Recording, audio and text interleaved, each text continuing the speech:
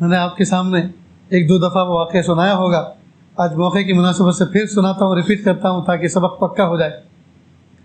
पड़ोसी मुल्क के अंदर एक चरसी था, चर्स पिया करता था, नशे की चीज़।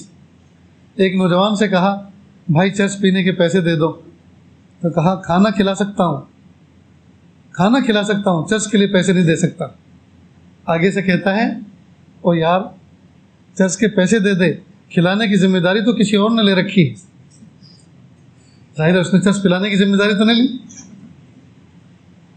खिलाने की जिम्मेदारी तो किसी और ने ले रखी है, तू तो चर्च के पैसे दे दे। तो उसने इस अंदाज से कहा कि मैं हक्का बक्का रह गया और देने पे मजबूर हो गया। मैंने कुछ पैसे उसको दे दिए। जब दे दिए तो वो तेज़ तेज़ कदमों से चलने लगा। ये भी पीछे पीछे चला कि देखूं ये जाता कहाँ है और करता क्या है। ये चल ही रहा था, रास्ते में कोई फंक्शन हॉल था, शादी खाना था, दो हिस्सों में बना हुआ था। एक में कुछ औरतें बैठी थी और दूसरे में मर्द हजरात थे, खुशियों का माहौल था। और खाना मर्दों वाले हिस्से से सर्व किया जा रहा था औरतों वाले हिस्से की तरफ। तो एक नौजवान ट्रे के अंदर बिरयानी लेकर वो रास्ता क्रॉस करके औरतों के हिस्से में जा रहा था कि रास्ते के किनारे ठोकर खाया और वही बिरयानी गिर गई। और उसने अपनी पाजामा पैंट को झाड़ा, साफ़ किया और वो ट्रे भी वहीं झाड़ दी और वापस दोबारा लेने के लिए गया।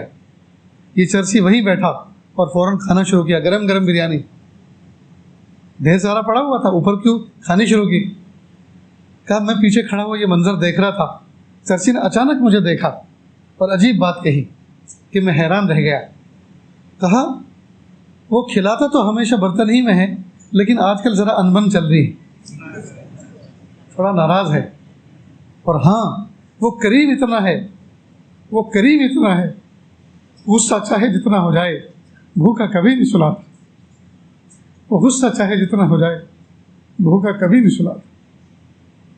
वाकई दोस्तों, हम तहज्जुद के वक्त, फजर के वक्त भूखे उठते तो हैं, भूख लगी हुई होती है, लेकिन भूखा कभी सोते नहीं, हमेशा खा के सोते।